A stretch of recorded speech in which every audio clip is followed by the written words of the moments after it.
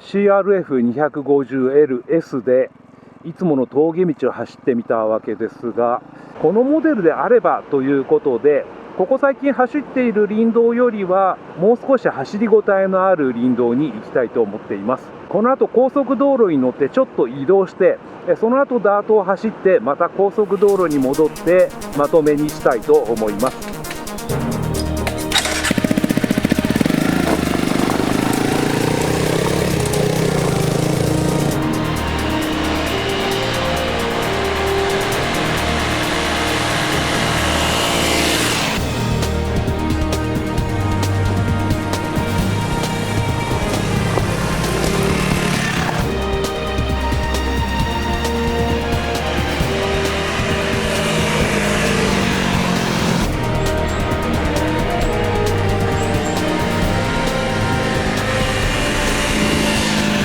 この時間を利用してこの CRF250LS のライディングポジションについてコメントしておきたいと思います。私は身長179センチですが、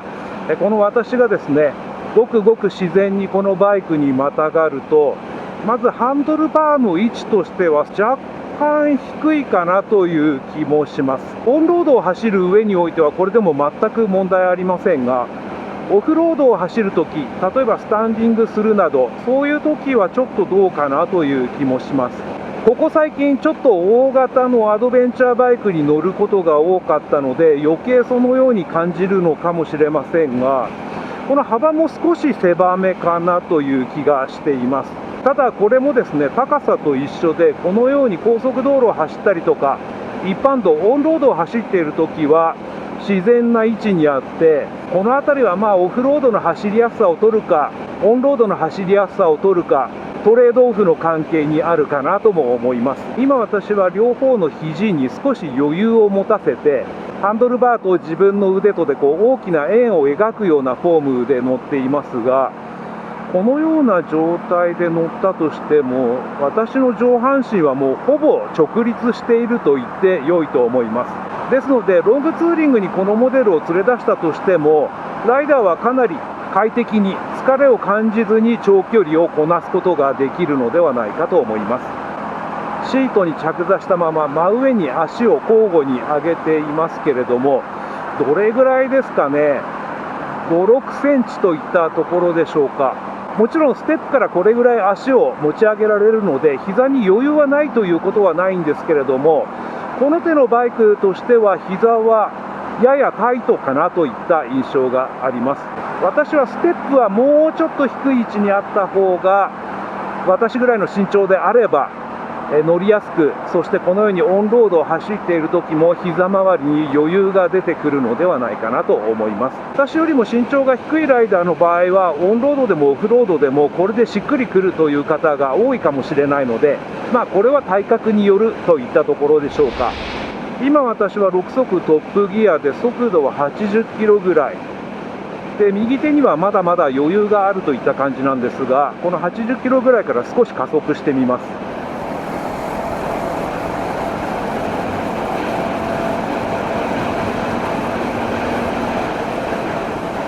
250cc の排気量なりという感じではありますけれども、狙った速度に到達するのも結構速いなという気がします。ここは若干下っているので、それも手伝っているのかもしれませんけれども、このモデルであれば高速道路を使ってロングツーリングするといった場合も、大きな不満が出るということはまずないのではないかなと思います。こういった状態だとエンジンの回転数は6速トップギアで5500回転あたりです。はい、これ4速ですね。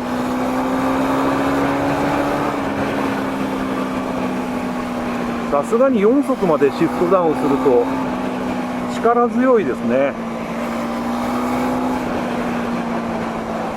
このようにちょっと交通が詰まった時にそこから抜け出すというような加速も余裕がありますね。この辺りのエンジンの性能、フィーリングは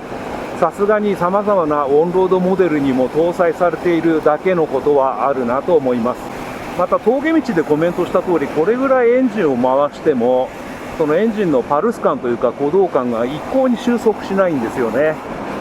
私はどちらかというとこういうエンジンの方が好みなので、これもまた飽きが来なくていいなと思います。高速道路に乗ってエンジン回し始めるとそれが顕著なのですが、ちょうどふくらはぎから太ももの裏、そしてそうですね、右足のくるぶしあたりもそうですね、熱がこもるようで、このように高速道路を巡行していて、本来ね、風が抜けるはずなんですけれども、右足がかなり熱いなという感じです。こもっている熱というのは、エキゾーストパイプからの熱が上がってきて、でライダーがニーグリップしてるんで、その裏側に溜まってるんだと思いますが、結構熱いですね。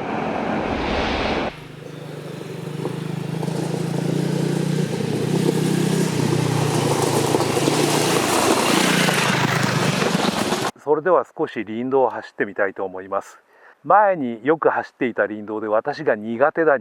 と言っている林道なんですが、この軽量で比較的パワフルな CRF250LS であれば、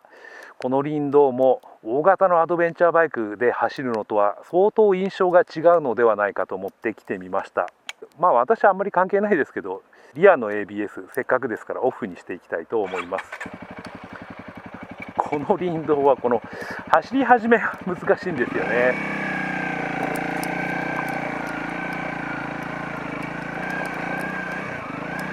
はい、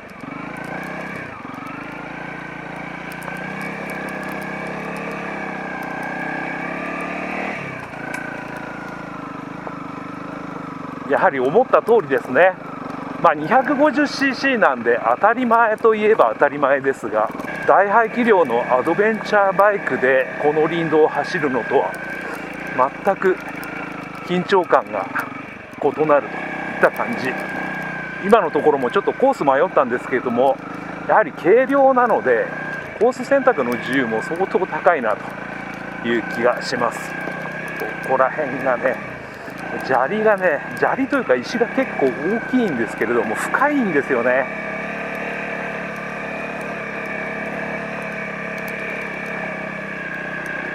大型のアドベンチャーバイクだとそっちの方に行きたくないのにわだちに入っていってしまったとか、そういうことがありますけれども、やっぱりね 250cc クラスはこういう林道を走るのは改めて思うことですけども、やはりこれが最適解なのではないかなと思うぐらいです。オンオフタイヤとは言ってもかなりブロックパターンが深い、そういうタイヤを履いているのでタイヤの違いも大きいでしょうね。こういった比較的柔らかい砂利混じりの路面をタイヤもよく捉えてというか引っかいて前に進んでくれるという感じ。やっぱ楽ですね。ここ映像ではわからないと思いますが、結構登っていて、こういったところだと2速でもいいのかな、2速でも大丈夫ですね。この辺りはやはりエンジンが低中回転域重視になった恩恵でしょうか。走りやすい。も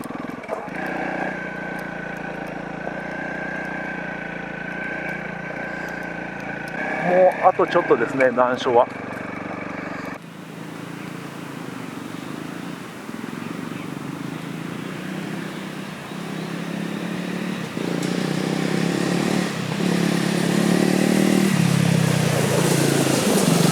ただやはり高速道路でコメントした通り、私の好み、体格からするとハンドルバーはもうちょっと幅広い方が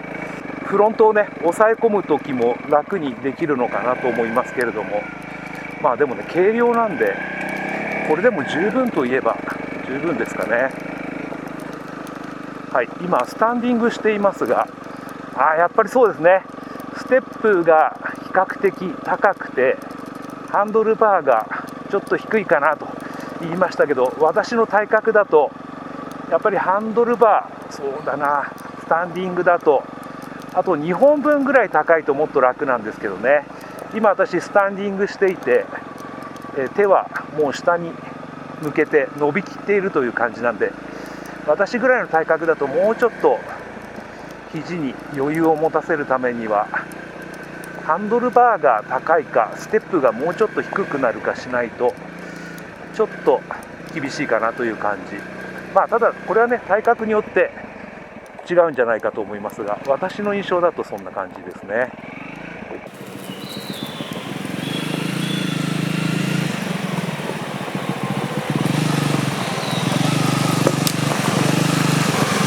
ここはね、ドライのようで実は隠れぬかるみがあるんで気をつけなきゃいけないんですよね。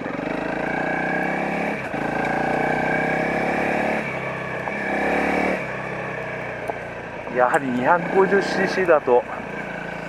こういった林道気楽ですね。そしてこのようにこのエンジン突きが良くなったというか、パッと開けた時のその燃焼のその一発目というかね、ドッっていうそれが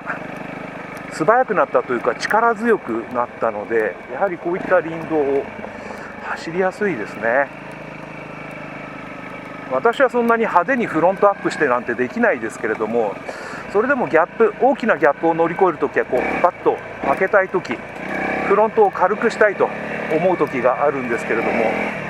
その点もこのエンジンは相当やりやすくなったのではないかなと思います。ここもねちょっとぬかるんでるんですよね。油断して入ると転倒します。はい、や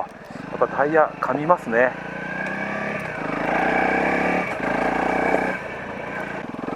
峠道でコメントした通り、リアブレーキは踏み応えあるタイプですけれども、踏み応えが出てからはすごいコントロールしやすいし、あと制動力が高すぎないので、このリアブレーキはこういった林道では扱いやすいと思います。はい、フロントブレーキもいいですね。こういったダート走行でも効き加減がじわーっと効いてくるんで、このフロントブレーキも扱いやすいなと思います。ここは比較的ストレートな区間なんで3速で気持ちよく流せます。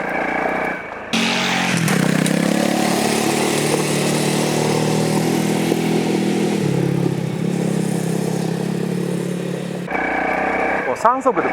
バカッと開けた時のリアタイヤのグリップ感もいいですね。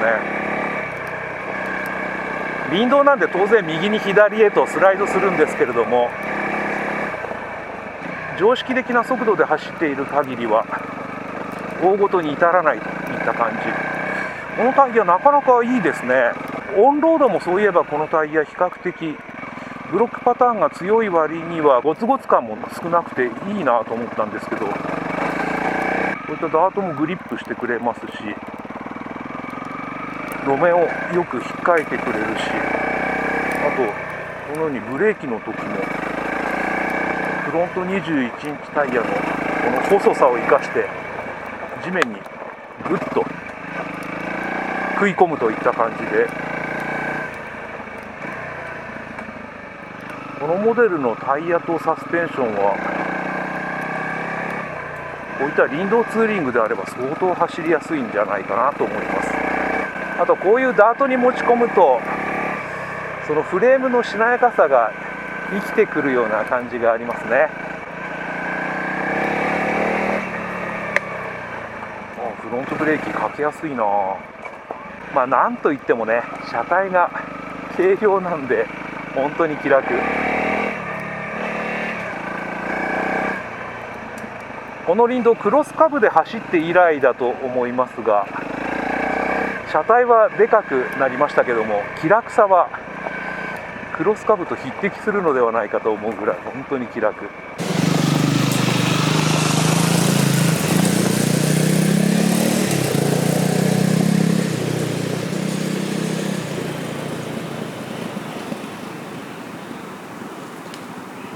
さあここからまた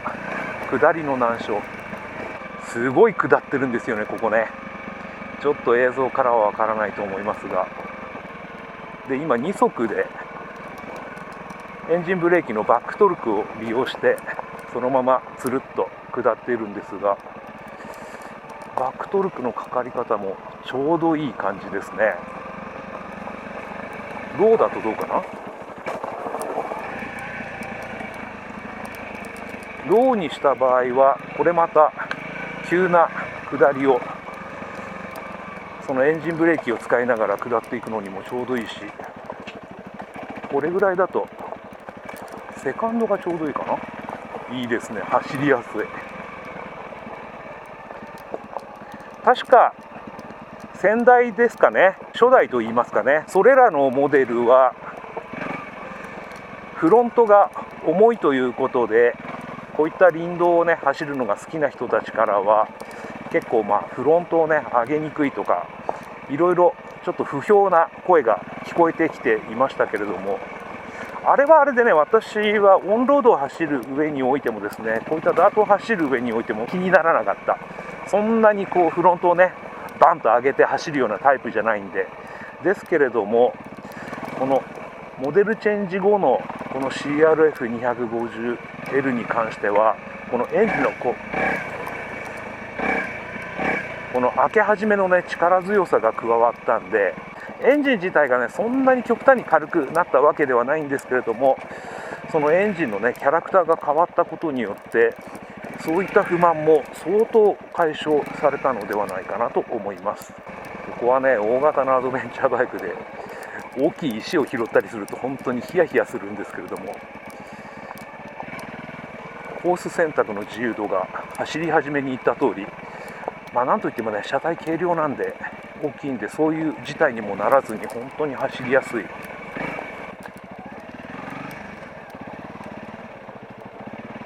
私の場合だと先ほどコメントした通り、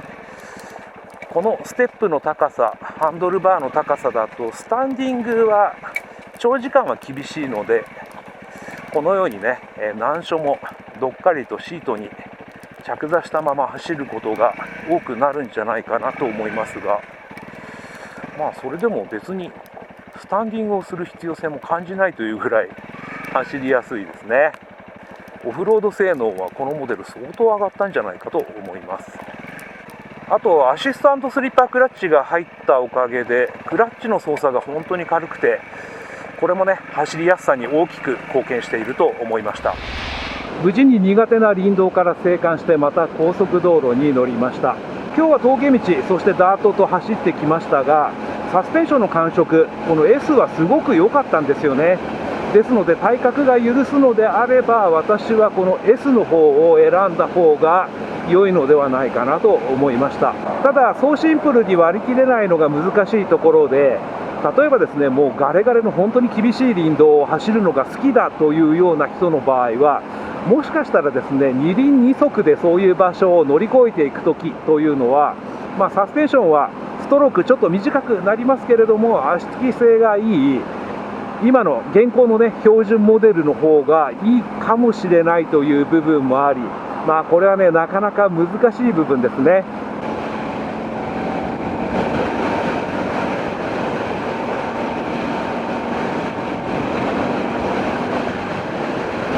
今車線変更したフィーリングというのはいかにもフロント21インチホイールらしいもので、入力してからですね少しためがあるんですよね。そこからフロントホイールがちょっと打角がついてグラーンと狙ったポジションに入っていくという感じ。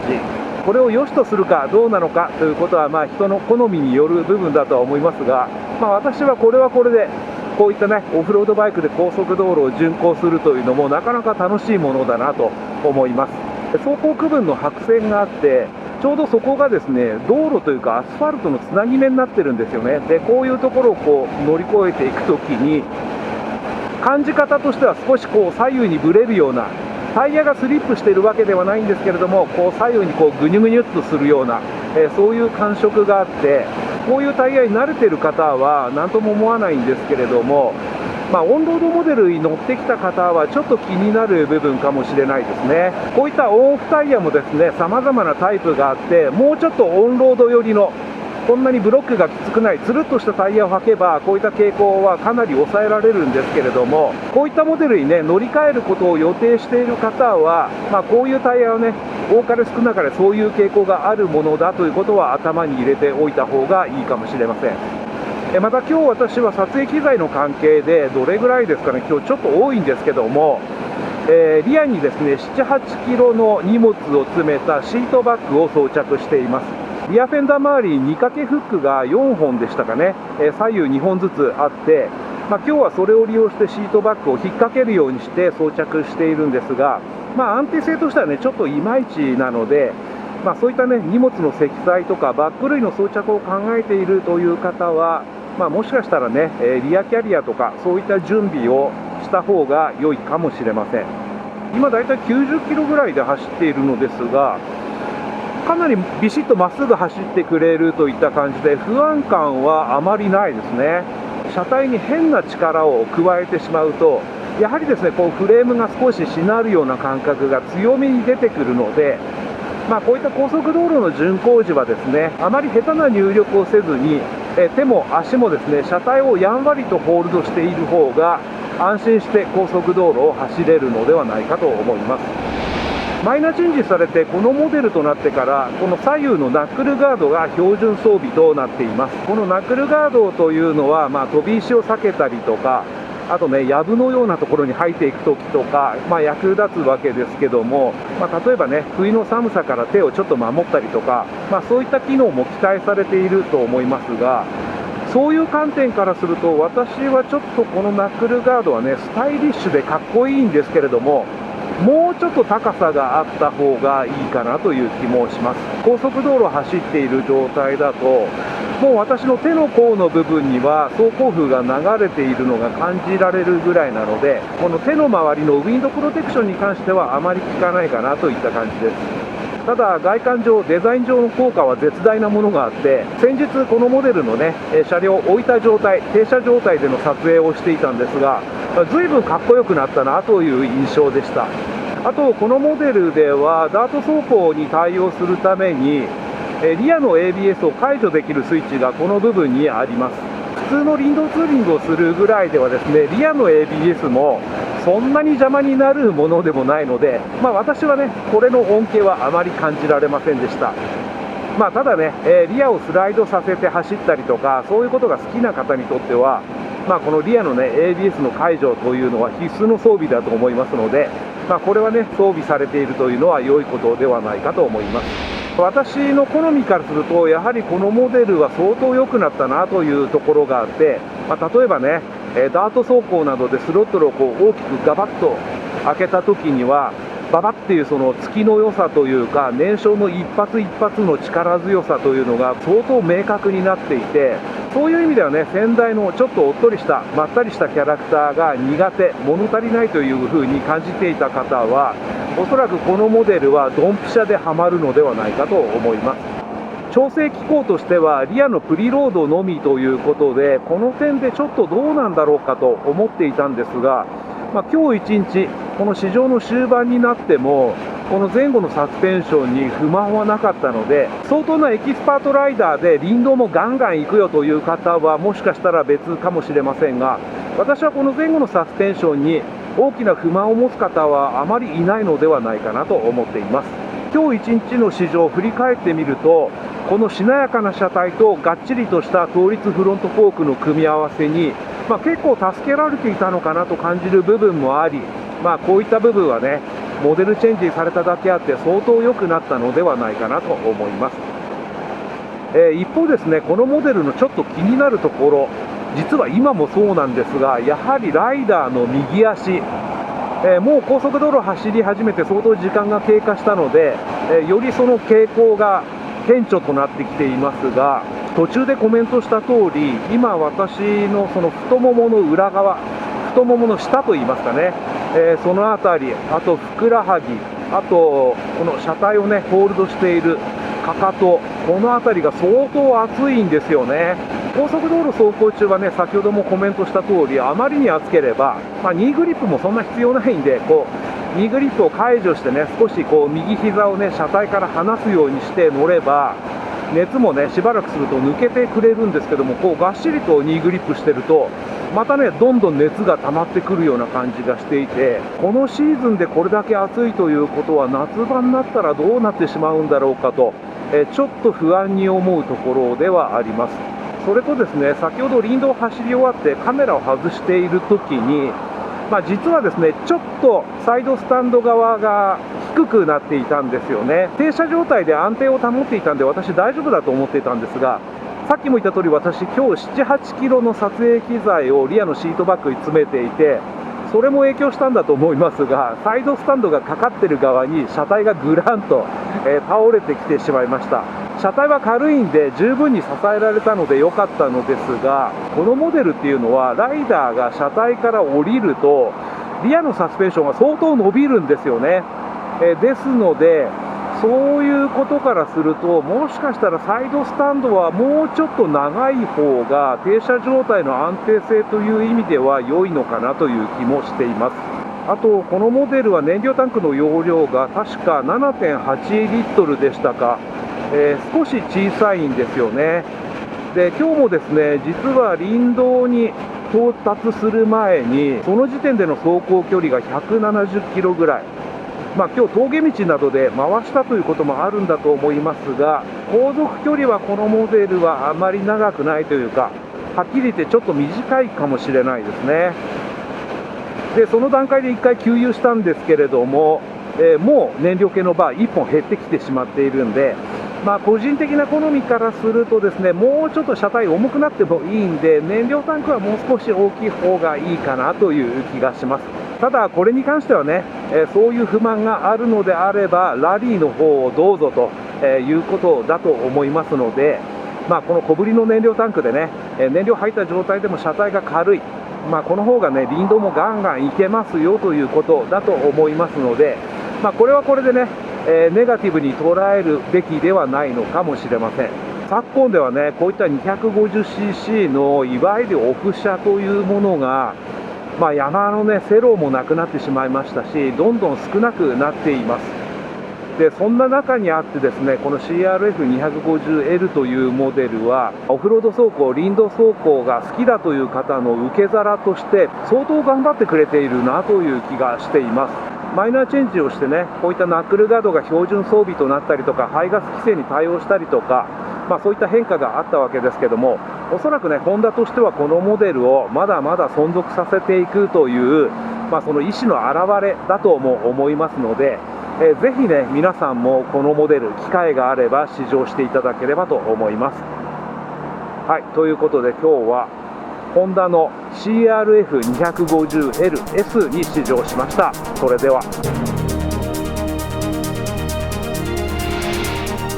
では今回試乗したホンダ CRF250L の外観、スペック、装備などをざっと確認していきましょう。この個体はスタンダードモデルに対して長いサスペンションストロークを持つ CRF250LS で、全長は 2230mm、全幅は 900mm、全高は 1205mm、ホイールベースは 1455mm、最低地上高は 285mm、シート高は 880mm、車両重量は 141kg、タイヤサイズはフロントが 8010021 インチ、リアが 1208018 インチとなっています。エンジンは水冷4ストローク4バルブ DOHC 単気筒、ボアストロークは 76mm×55mm、総排気量は 249cc、圧縮比は 10.7 で最高出力は24馬力9000回転、最大トルクは23ニュートンメーター6500回転です。2020年末に発表されたモデルチェンジによりエンジンのキャラクターは大きく変更されており、より元気で歯切れがよく活発なキャラクターを獲得しています。またアシスト&スリッパークラッチが標準装備となっています。エキゾーストパイプ、サイレンサーの外観はご覧の通りです。車体にはセミダブルクレードルフレームを採用。こちらも前回のフルモデルチェンジでよりしなやかさを重視したフレームに変更されており、軽量化も図られています。フロントは倒立タイプのテレスコピックフロントフォーク、前方は L 字型のフロントフォーク、後方は V 字型のフロントフォーク、リアサスペンションはプロリンク式で、シンプルなショックアブソーバーとアルミ製ロングスイングアームの組み合わせとなっています。フロントはウェーブ形状のローターと日清製片押しタイプ2ポットキャリパーを持つシングルディスクブレーキ、リアも同じくウェーブ形状のローターと日清製片押しタイプ1ポットキャリパーを持つシングルディスクブレーキとなっています。また前後 ABS は標準装備です。燃料タンクの外観はご覧の通りで、容量は 7.8 リットル、給油口には分離式のキャップを採用しています。シート形状はご覧の通りオフロード車らしいもので、スタンダードモデルとこの S タイプとでは形状が若干異なります。ハンドルバーのデザインもオフロード車としてはオーソドックスなもので、左右のスイッチボックス、グリップもシンプルなものを採用しています。メーターパネルはフル液晶タイプを採用。メーター右側のスイッチの操作により、オフロード走行時はリアのみ ABS を解除することが可能となっています。また今年2023年のマイナーチェンジにより、ナックルガードが標準装備となっています。左右のペダル、ステップの外観はご覧の通りです。車体後部右側には鍵付きの小物入れとヘルメットホルダーを装備しています。灯火器類はテール、ブレーキランプを除き全て LED となっています。